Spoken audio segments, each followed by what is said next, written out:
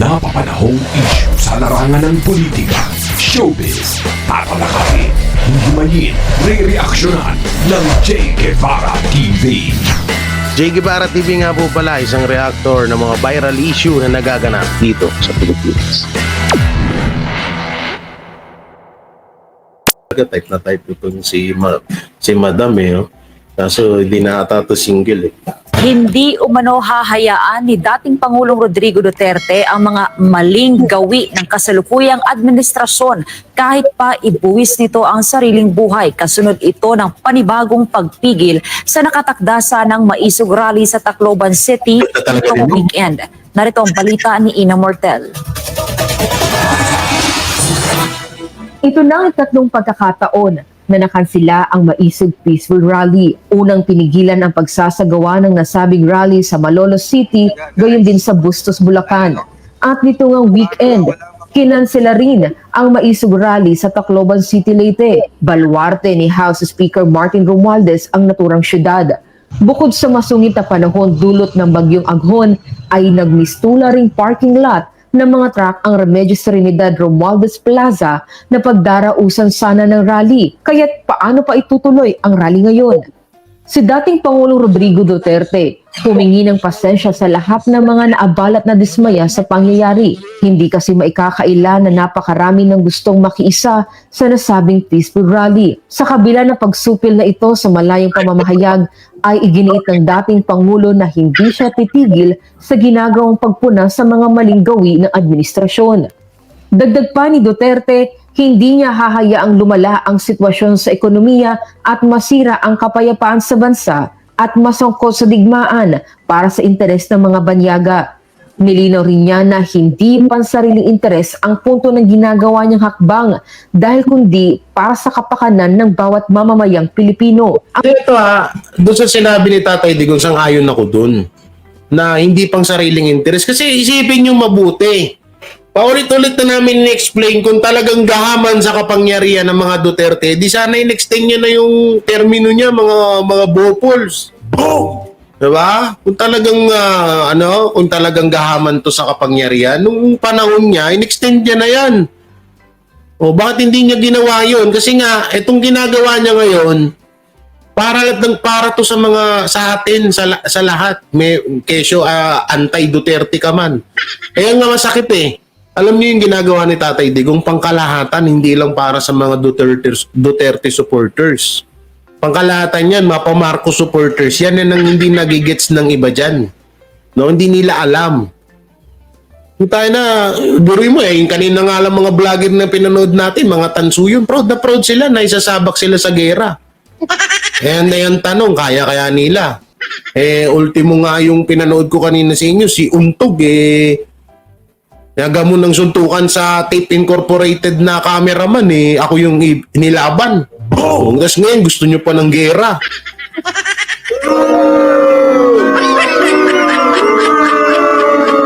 Akala nyo ba mga matatapang yung mga yan? Tigas pa nga lang yung mga yan. Parang si lang yan si Macmac Pablo, tigas pa nga. Tsaka ito marami pa nagsasabi, diba? Marami daw na corrupt, marami daw na kulimbat na pera ang mga Duterte sa kaban ng bayan nung siya pa daw ang nakaupo. O yun naman pala bakit sinasabi nyo na kaya umiepal si Duterte? Kasi gustong makabalik sa gobyerno para makapagnakaw ulit ng kaban ng bayan. Sinasabi nyo nga mayaman na si Duterte dahil malaki ang nakupit sa gobyerno So, sino ba naman tanga na ako, matanda na ako, babalik pa ako sa gobyerno para lang mangnakaw ng pera? Bobo. Mayaman na nga ako Tsaka ito ano bang mapapala ng Duterte sa ginagawa nila ngayon? Wala. Kaya nga sabi ko sa inyo, para talaga to sa mga Pilipino, itong ginagawa nila. Kaso, marami talagang bulag Siyempre, sabi ko nga sa inyo, ang magiging presidente yata sa susunod na eleksyon ay si Maharlika. Wala lang, sabi lang nila, si Maharlika daw tatakbong presidente. Totoo ba yun? Totoo ba yun, guys? Tatakbo daw presidente si Maharlika? Makakatakot. Ito, tatakbong presidente. Tulog na lang ako. Ang pagsikil naman na ginagawa ng kasalukuyang administrasyon sa Maisog Rally ay isang malungkot na araw para sa demokrasya ng Pilipinas. Ngunit hamon rin anya ito para patunayang nararapat ang bansa dito at sa mga karapatan tulad nito. Sa huli, sinabi ni dating Pangulong Duterte na sa mahigit 2 dekada niya sa pagseserbisyo sa taong bayan ay hindi kailan Kami si Tatay Digong, no? Nung presidente talaga siya, no? Ano? Ngayon, tingnan mo, hirap na hirap tayo sa buhay natin. man niya hinadlangan ang pagsasagawa ng mga rally na angay paraan ng paghahayag ng saloobin at hinaing ng publiko sa gobyerno para sa Diyos at sa Ayan daw yung 5,000 lang. 5,000 lang yung mga nandiyan sa rally. Kita nga, kayo nga, hindi nyo napuno yan eh. Bumalik. Kaya nga minsan natatawa ako, no? Kada may sasabihin na nila, langaw, gito, ganyan yung mga ka-fake newsan. Nag-live ulit ako, Papa, kasi nabitin ako kanina. Nabitin ako sa pangbabalahura sa mga tanso eh. Ako naman yung bumuelta. Okay ni paminsan-minsan bumuelta ka sa kanila. Problema. Eto, sinasabi nila dati, yung rally na yan ay tawag dito, nilalangaw. Nung sila yung nag-rally, nga. Utana nung nag-rally sila, nga wala man lang nanood. Yung mga, utana, sabi nila, daming viewers, pero wala naman pumunta sa rally nila. Lagi nila akong nilalait dyan. Katulad niyan, screenshot na naman nila yan. Ilan ba yung nanonood? 162. Screenshot nila yan. Sabi ko, kawawa naman si Jay Guevara, walang nanonood. Maraming nakalive ngayon ng mga Duterte vloggers. So, si Bisdak nakalive. Ang daming mga nakalive ngayon. Si Madam Maharlika. Wow, Madam. Nakalive din. Maraming nakalive. Si Master Judea nakalive. Di ba? Siyempre, dun yung iba, dun din na nakikinig yan. So, eto na lang kung talagang marami kayong supporters, bakit walang pumunta sa rally? Boom!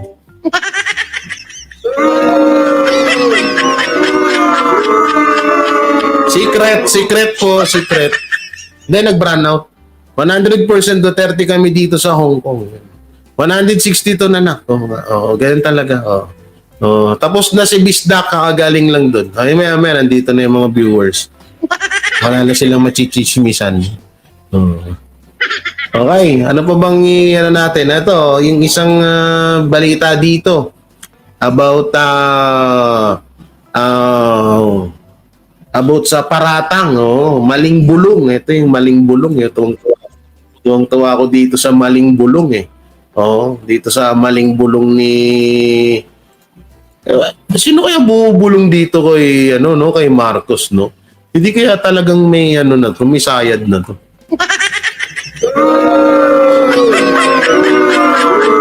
Burin mo presidente ka, ha? Presidente ka ng Pilipinas tapos may bumubulong sa iyo. Wala kang isang desisyon. Ang hirap doon, wala kang desisyon sa buhay mo. Wala kang desisyon para sa naging presidente ka pa kung may kailangan mo ng tigabulong. Diba, Ma'am Tess? Ito, panoorin natin.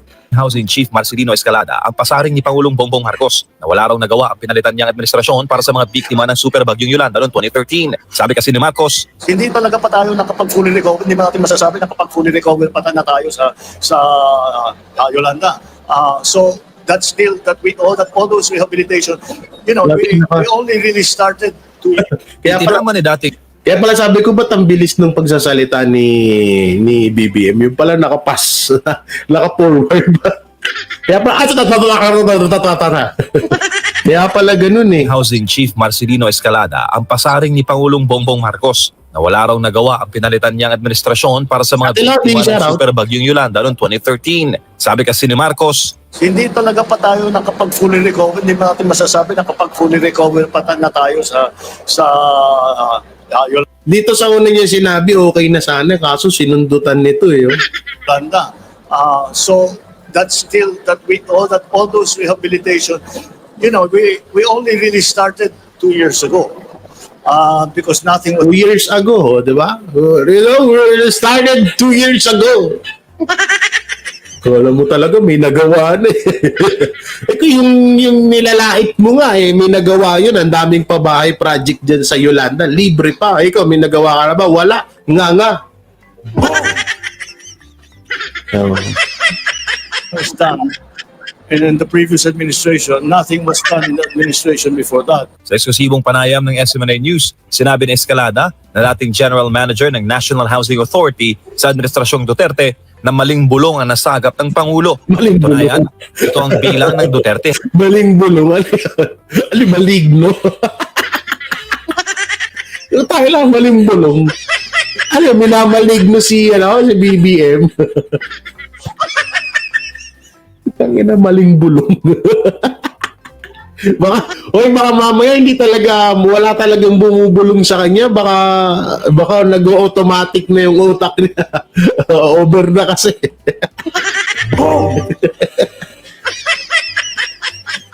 baka wala talagang bumubulong. Sadyang may control na yung utak na, parang may bumubulong na sa akin. Parang may humahabol sa akin. Minsan kasi side effect kasi yun. Sa totoo lang. Kasi may mga kaibigan din naman ako na mga ganun-ganon. Kaya minsan sabi ko, nagtanong ako, sabi ko, tol, pag nung naggumagamit ka pa, anong mga side effect mo? Yun nga, minsan parang may bumubulong sa akin.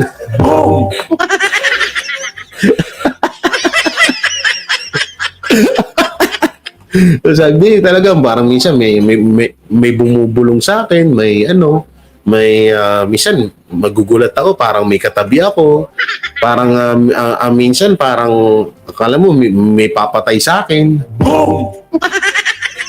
Ganun daw talaga yung mga side effect ng mga ganyan. Wala tayong magagawa, baka over.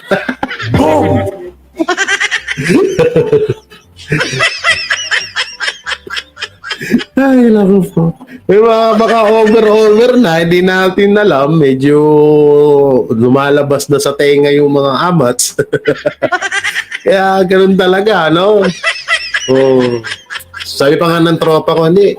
Sabi ko, bukod sa tamang hinala,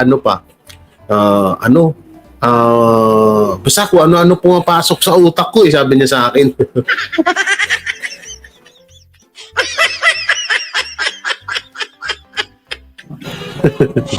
Akala, sabi sa akin ng tropa dito, biglang pumapasok kung ano, basta ang dami talaga. Oo, may panahon pa daw noon matindi daw yung tinitira niya. Pero ngayon, nagbagong buhay nila. Nasa ibang bansa na ngayon.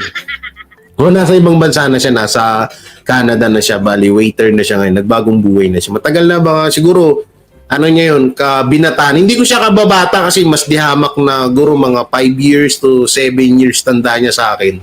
So, na siya, mas maedad siya. So, bata pa lang ako noon sa amin, siya, binatilyo na. So, kaya kinukwento niya sa akin yung gano'n. Kasi, nanonood din siya sa akin na nanonood. Sabi ko, tol, may tanong ako sa'yo kasi namumroblema ako issue kasi namin, kung ano ba yung mga kinikilos ng bilis kilos, DDS, shoutout sa'yo. Ano ba yung kinikilos ng mga laging bogda? Sabi ko, bogda. Sabi ko, sabog. Sabi niya, ay hindi. Alam mo, minsan kasi, yung mga panahon namin, talaga, medyo iba talaga. Parang lalo daw, wag daw manonood ng movie kapag nakatira daw. Kasi nga, tawag dito, parang pumapasok sa isip niya. Tapos yung tamang kalikot, ganun. Sabi ko, gumaganyan-ganyan din ba yung panga mo? Oo naman, sabi niya, syempre.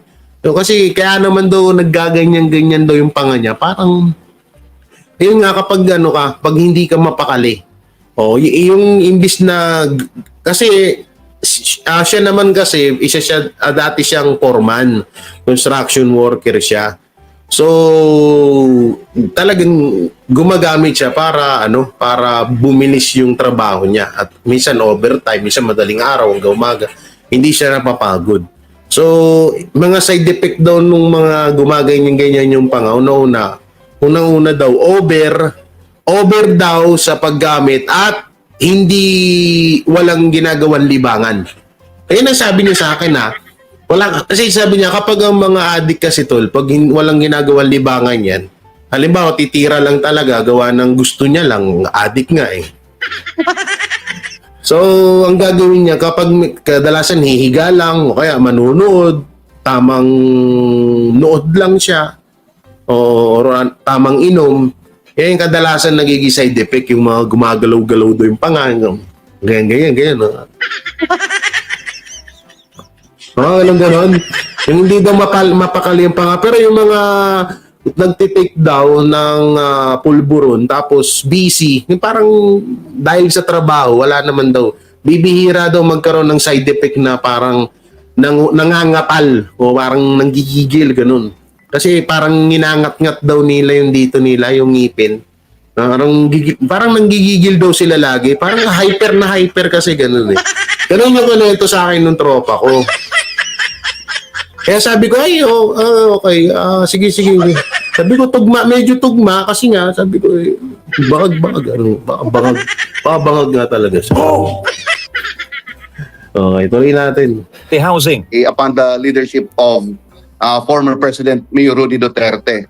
Umabot tayo ng... Ang laki niya, no? Baka nga dito sa isang building, no? Dito. Baka nga dito sa isang building na to, wala pa nagagawa si Marcos sa Yolanda eh. Lakas ng load, no? Sana 15% na nga lang yung ihambag mo sa lugar ng Tacloban. Eh. Ikaw pa malakas man loob na manisi. Nakakainis lang, no? Bagay sa'yo, Jay. Joke lang. Ano yung bagay sa'yo? Uy! Bakit bagay sa akin? Ate Lodi, grabe ka! Grabe naman doon sa Ate Lodi. Bagay daw sa akin. Ayoko maging ganyan. Oo, dito sana. Dati pa. Ang dami doon sa amin pero di ko tinikman yan. Oo, tamang plano pero di nagagawa.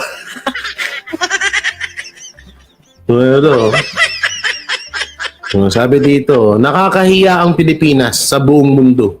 Ngayon sa Presidente Admin, iba-iba naririnig ng press. May mga bumubulong. Pwedeng bumulong si COJ or DILG or PDEA. Pwede rin si Bukuk Chef, dami bumubulong. Kawawa naman, no? Dami bumubulong. Si parang Biray, nandito pala, oh. Yung kapitbahay namin, Brad, ang trip gumawa ng motor. Pag nagawa na babaklasin ulit.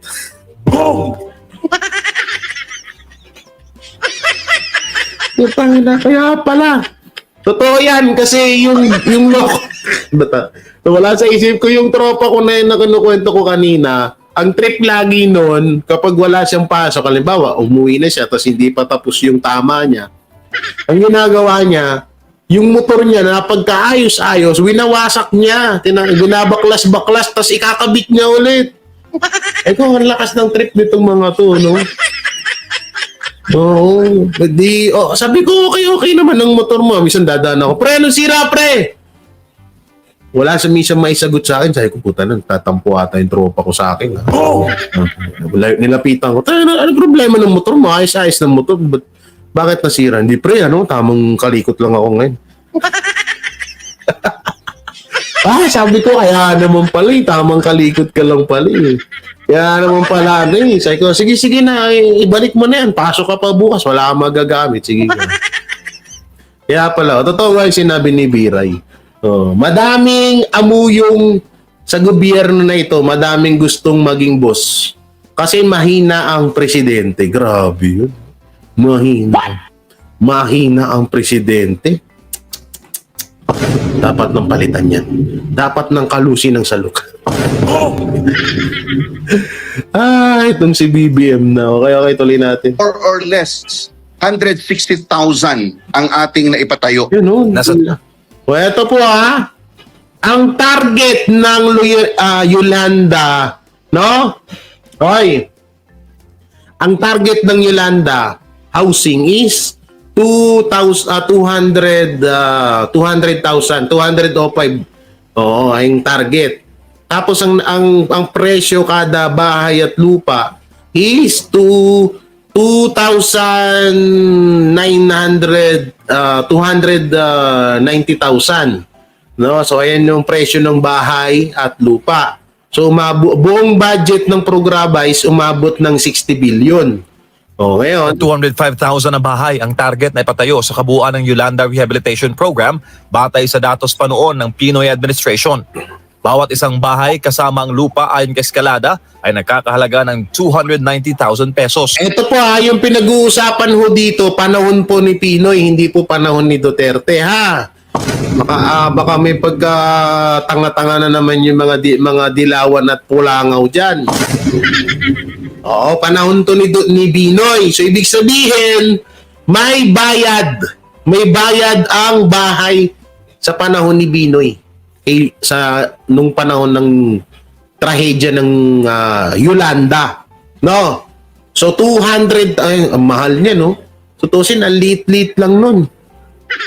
Guys, parang kwarto ko. Ito lang, itong pinagbabalagan ko. Sobrang late nun. Tapos 290,000? Grabe naman yan.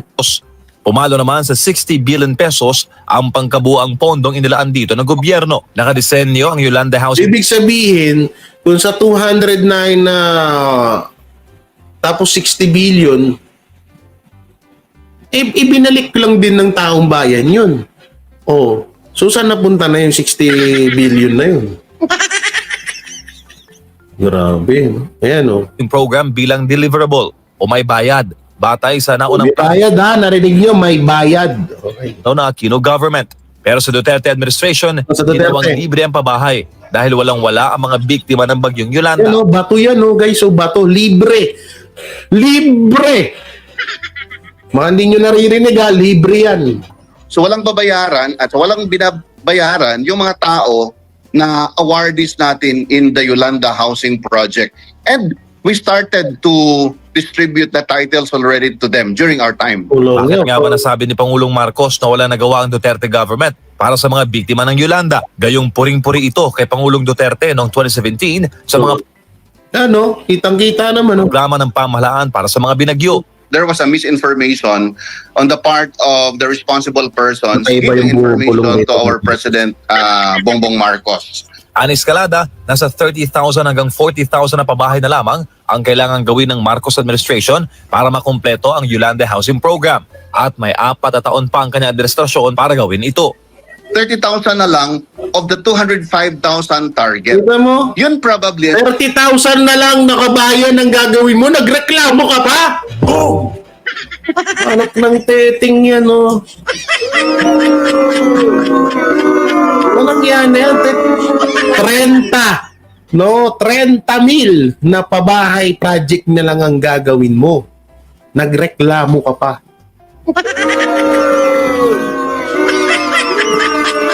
Ang lupit nyo talaga, lupit nyo.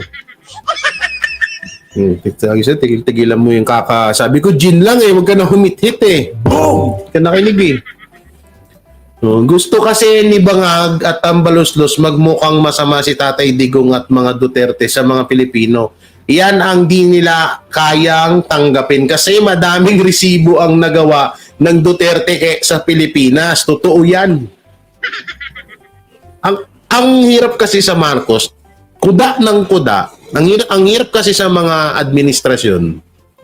Sa ating administrasyon, kuda sila ng kuda, wala naman silang mailabas na resibo. Sa West Philippines nga, napahiya sila, di ba? Oh. Ngayon, ano ba ngayon? Ngayon, yung mga Duterte, ang daming kahit na batikusin mo sila ng batikusin, may nabibigay silang resibo.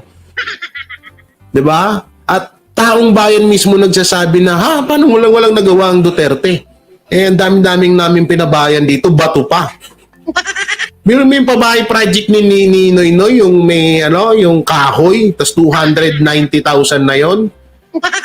Eh, pang 3 tao lang. Anak ng titing naman. Oh, ano to? Yan, kakasinghot mo kasi kaya nangyayari sa'yo. Para sa akin, Boss Jay, nung araw na nakapunta ako, wala pang Yolanda, walang improvement. Yung lugar niyan, mga Romualdez ang namumuno dyan. nung nagka-Yolanda, improvement yung lugar. Hindi baka nga maraming pa nakupit si Tamba dun yung panahon nila. 27 ba ngayon? Napatanong lang naman ako. Amuyong lang ni Marcos ang magpapabagsak sa kanya. Totoo yan. Yan yung lahat na sumisip-sip sa'yo. Baka alam mo, President Bongbong Marcos, baka matulad ka kay Adan. Pinapahamak siya ni Eva. Yung sinasabi nila, umpisahan nila. Of course, umpisahan nila because that was the time within which yung budget ng DBM was also released in 2022, 2023, at saka 2024. But in fairness to PIRA administration and PRRD, on board ako doon. Ako ang nandun sa lahat ng 9 provinces, something like around close to 190 LGUs. All the way from Samar, Giwan Samar, hanggang lumabas si Yolanda sa Yolanda Corridor na tinatawag natin in Palawan. Hamon naman eskalada sa Marcos administration. Let the people testify of the production and accomplishments made by the Pinoy administration and the Duterte administration. Ang sa akin lang is that people of Tacloban, hardly and badly hit by Yolanda, can very well tell naman, MJ, kung anong nangyari dyan. Para sa Diyos sa Pilipinas kong mahal, MJ Mondihar, SB9 News. Biray mo dami niya, no? Dito, magbasa tayo ng comment. Madami sila boss na resibo na nagawa. Ayon nagbalikan ng mga adik, nagtaasan ng bilihin. Dumami ang smuggler sa Pilipinas. Kaya yung mga magsasaka hirap na ayon ang resibo ni Bangag. Noong time ni PRD Malaya, magpangisda ang mga kababayan natin sa West Philippine Sea. Ngayon, hindi na. Marcos admin. Si BBM parang si Noynoy na. Ang datingan. Ako po, eto na tayo. Si BBM parang Noynoy na ang datingan. Ay, naku po. It's so hurt. It's so hurt.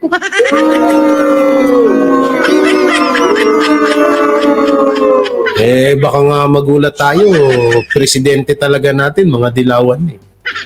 Baka presidente talaga natin, dilawan eh. Hindi talaga si Marcos. Ang tatanong lang naman. Malay natin, no?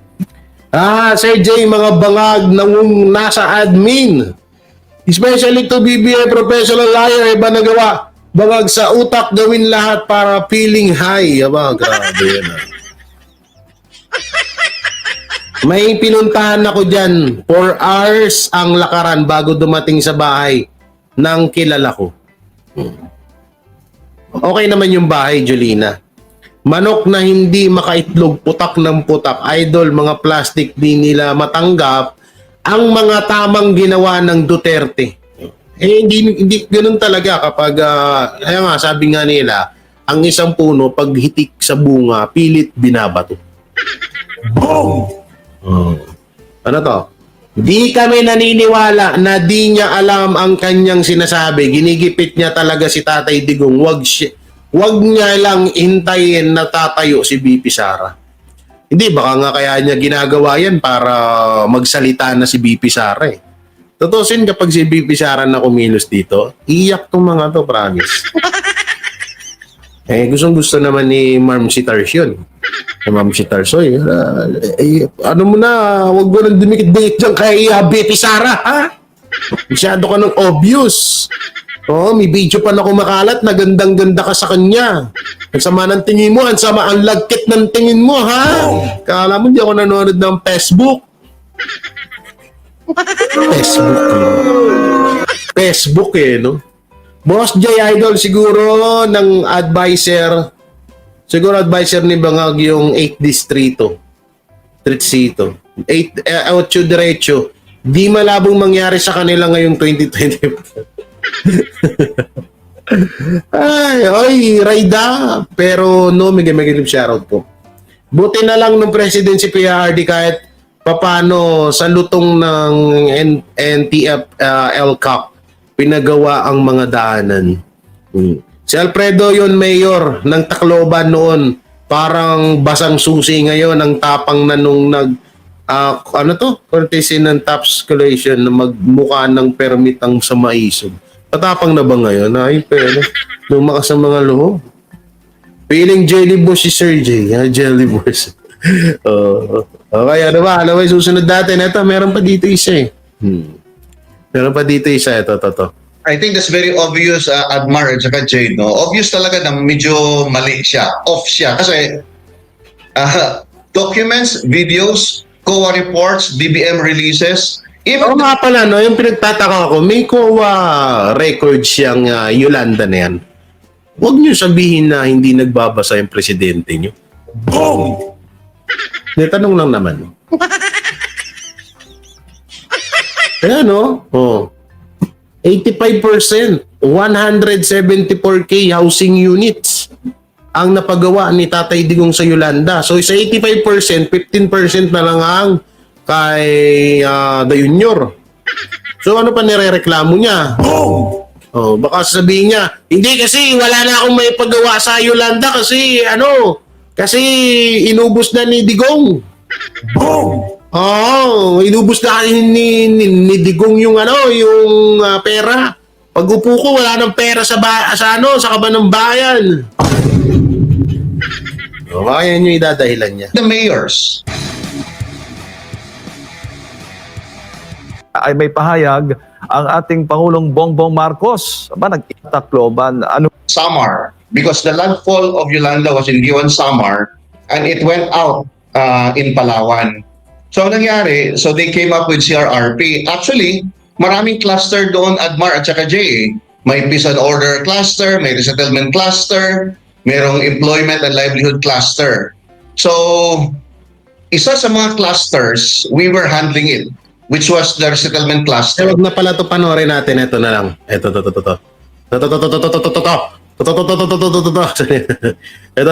Oo. Ito panoorin natin, guys. Ito yung ito. Ay, hindi. Hindi. Sana. Ano? Pangalan ng pulis ginagamit para mangkikil. Ito, panoorin natin ito. Gandang panoorin to. Sana walang ads muna. Huwag ka muna magka-ads. Uy, parang nasisilayan ko dito yung crush ko ah. Parang nandito na naman siya ulit ah. Mula sa mga Oy, sabi ko na nga ba eh. mga dating kadre. Sabi ko na nga ba, nandito na naman siya sa balita na to eh. Itong gustong-gusto ko talaga eh. Ang lalong ginaganahan eh, no? So, paano magpapagawa pinapasyal nila. Nang reklamo siya ka walang nakurako to.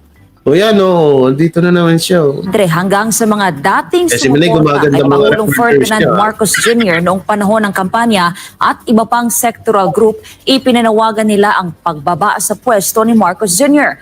Babala ng isang dating kadre sa Pangulo na huwag niyang hayaang lalala pa ang sitwasyon kung saan mag-aalsa ang taong bayan para bawiin sa kanya ang kapangyarihan.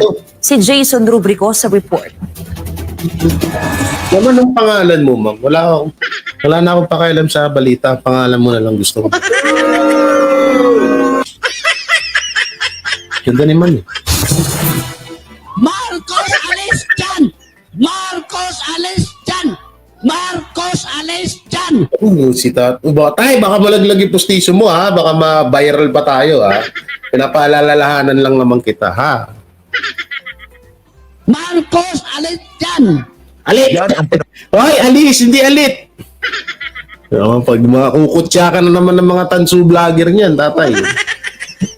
Sige, tuloy natin. Tawagan ng iba't ibang sectoral group na nagtipon sa Quezon City nitong araw ng Lunes. Mula sa mga leader ng mga grupo ng mga kababaihan, mga kabataan, mga Muslim, mga dating kadre, mga vlogger, at iba pang sectoral group na sumuporta kay Pangulong Ferdinand Marcos Jr. noong eleksyon, iisa ang kanilang sigaw ngayon. Marcos alis dyan! Marcos alis dyan! Dahil dyan ay nabuo ang Marcos Alis Dyan movement. Puno-puno ng salop. Ibig sabihin ilang na to? Ilan na? May di ba? Marcos Resign Movement. Yung sa artista kay sino ba yun? Tapos ito pangalawa. Meron pa, ang dami na. Naku po. Makabahan na kayo, guys. Malapit na ang martial law. Oo, martial law, people's power pala. Martial law na nga ngayon. Kabahan na kayo dito, paktay kayo dito. ng taong bayan.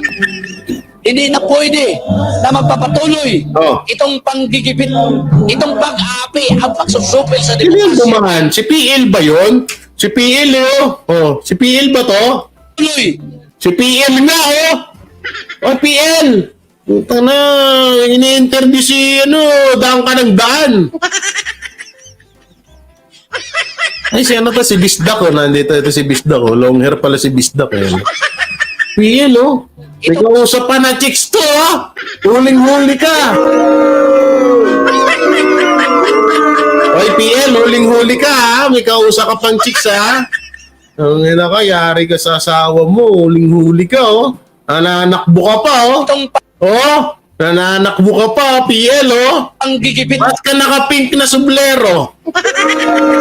Supporter ka ni Lenny, no?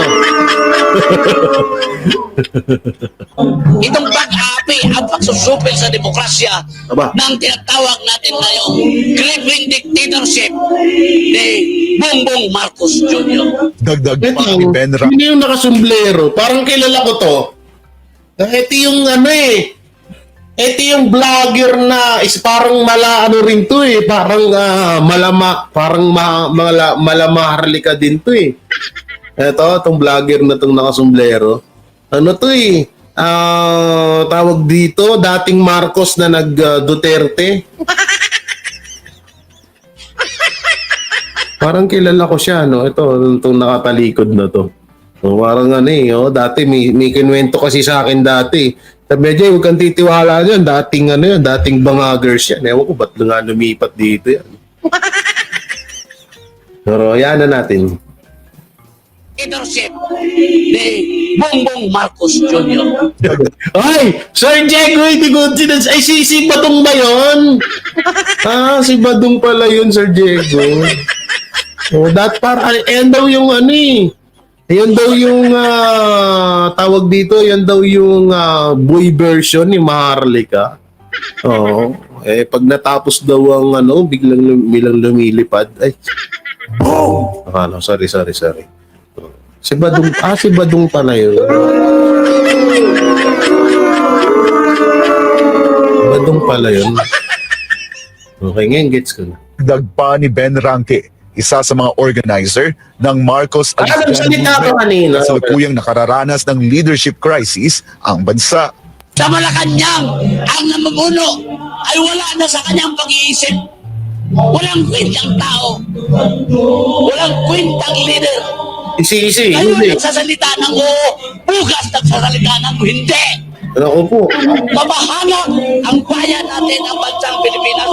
Para sa ating mga kapatid na Muslim, hindi na karapat-dapat na mamuno si Marcos Jr. dahil sa mga napabayaang mga suliranin at walang konkretong solusyon sa mga ito, lalo na sa iniindang kahirapan ng Alam nyo to, ito, pwera biro pero dapat pangambahan to ni BBM. Kapag naganayan, pag naglunsad ng pag lumusob yan or nagsalita ang mga Muslim at mga Bisaya dyan sa Davao, ingat-ingat kayo dyan. Full blast yan. Oo, pag yan ang nagdesisyon na talaga yan ng mga Muslim, mga kapatid nating Muslim, mga Bisaya, yung mga Bisaya dyan, iyak-iyak kayo dyan, ang dami yan. Pag yan people's power yung mga yan, dyan mag-umpisa sa Mindanao, puta pati Luzon sasama dyan, maniwala kayo sa akin. Kawawa kayo dyan. Oo. maraming Pilipino. Ramdam ko po 100% ang sobrang paghihirap ng mga Muslim na nandito para maghanap buhay. Bongbong Marcos, nakikiusap po kami bilang representative ng Muslim ladies. Utang na loob po, umalis na po kayo dyan. Sobra na pong paghirap po sa panahon ngayon. Pinangangambahan naman ng sektor ng kabataan na bantay masa. Yung nga pala, yung mga kapatid nating mga Muslim dyan, minamalit po kaya pala kayo ni Ulo. Oo, sabi niya, wala naman na daw kayong mga lakas. Alam ko address nun, gusto nyo bigay ko sa inyo. Joke lang. Hindi ko bibigay. Pero totoo yun, minamaliit nila kayo. Patikimin nyo nga kaya one time. Minamaliit nyo yung mga Muslim. Wala naman daw yung mga Muslim na yun, hanggang salita lang naman daw kayo. Hindi mo pa sila kilala. Easy ka lang dyan. Sa group, Pero fairness, ang ganda ni ate. Sino naman to? Yung nakikita na naman ako, nasa gitna. Oh. Hoy, ba't ganun? magiging kalagayan ng bansa kung hahayaan pa ring pamunuan ni Marcos Jr. ang bansa.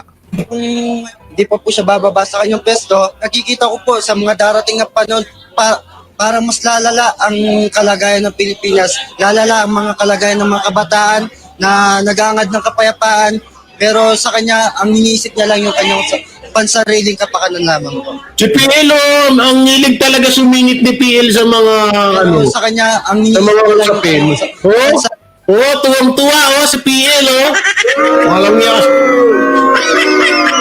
Pamansang loyal, tol, ano ba? Lagi ka na lang umaano. Lagi ka na lang sumisingit dyan, Tuwang-tuwa ka pa, Ini-interview, Kanina ka pa, nakitang-kita kanina ka pa pabalik-balik dyan, Ano ba naman yan? sariling kapakanan lamang po.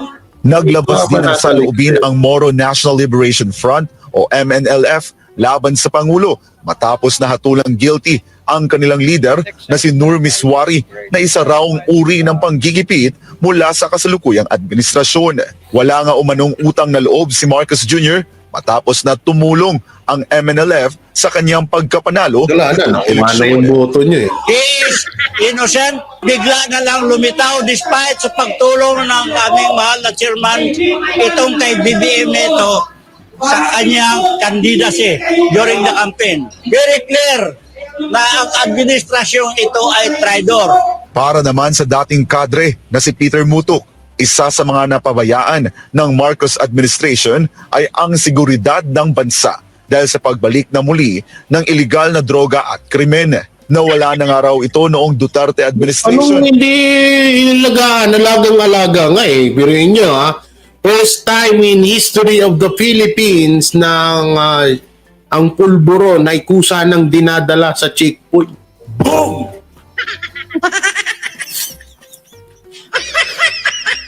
Kaya mas ayun nyo pa noon, diba? Dinideliver na lang ng kusa. Ang ganda kaya nun. Pero ngayon ay muli itong namamayagpag. Ngayon bumabalik yan. President BBM, dapat alam ninyo yan. Yan ang mga bagay. At yung ipinangako ninyo, itong inilunsad nato, Marcos alis dyan. Huwag po ninyong baliwalain ito. Ang EDSA, ang tatay ninyo, kayo ay nandito na naman si PL, Ayun, tingnan mo kung ano pinaggagawa ni interview, Ang kulit talaga nito ni PL, laging nandun sa likod, May PL, lumayas-layas ka nga dyan sa likod ni tatay. tanggal, napaalis kayo. Delikado to. Sapagkat itong pag-uusap nato ay nakakarating sa buong mundo. Pagbibigay diin pa ng isang dating kadre na si Jeffrey K. Eric Celis, lumalawak at lumalakas ang sentiment. 5,000 lang daw. Yung puta lang, punong-puno. May 5,000. Tingnan nyo, 5,000 punong-puno, 5,000. Ang lupit. Ng mamamayan tungkol sa hindi mabuting pamamalakad ng gobyerno ni Marcos Jr. Aniya, lumalabas na nauulit ang daloy ng mga palatandaan ng kasaysayan noong EDSA 1 kung saan si dating Pangulong Ferdinand Marcos Sr. ay hinatulan ng sambayanang Pilipino at pinalayas sa Malacanang. Nako po, malamang sa malamang talaga, mangyayari to. Oo. Malamang sa malamang talaga mangyayari to. Ito na, nagsisimula na Wala na over na kasi, sobra. Sa madaling salita, sinasagad ng administrasyon yung taong bayan. Kaya deserve niya na rin siguro talaga yan. Ako, nung una, medyo tutol ako sa people's power, pero kung ganito yung nangyayari sa bayan natin, tuloy na natin yan. Yung mga bangag na vlogger, kita-kits ha. Baka wala kayo, baka hindi namin kayo makita ni anino nyo dun ha. Huwag niyang antayin na lumala pa ang mga krisis pang politika at ekonomiya at muling aalsa ang taong bayan upang bawiin ang kapangyarihan sa kanya. He needs to listen to the people, otherwise ang kasaysayan ang siyang hahatol muli sa kanya. And this time around, it will happen again. Maybe it will be cruel than the first history na humatol sa kanyang ama. Para sa Diyos at sa Pilipinas kung mahal. Yung guys, puta na, hindi dapat baliwalain nila to. Hindi dapat nila baliwalain to. Kaya ako sa inyo, magbago-bago na kayo. Nako po. Hirap ng makasalanan sa mundo. Siya, hanggang dito na lang yung live natin. Maraming salamat. Kanina, naudlot lang tayo doon sa pangalan. So, kayo ba? Kapag nagkaroon ng people's power, sasama ba kayo? Tanong ko nga kayo, press 1 nga sa mga makikiisa. So pagkakataon na to, siguro kailangan talaga na natin magkaisa dahil wala na eh. Hindi na tama yung ginagawa ng gobyerno natin. Sobra na sa talamak ang mga kanilang mga ginagawa. Yan, kay si Gemma. Baka na mga nasa ibang bansa kayo ha. Tapos sasama kayo. Paano kayo sasama? Nasa ibang bansa kayo. Si Sir Diego. Yes, 1 years. Paano ka sasama? Nasa ibang bansa ka. Uwi ka ba, Ma'am Corazon? Si Alice.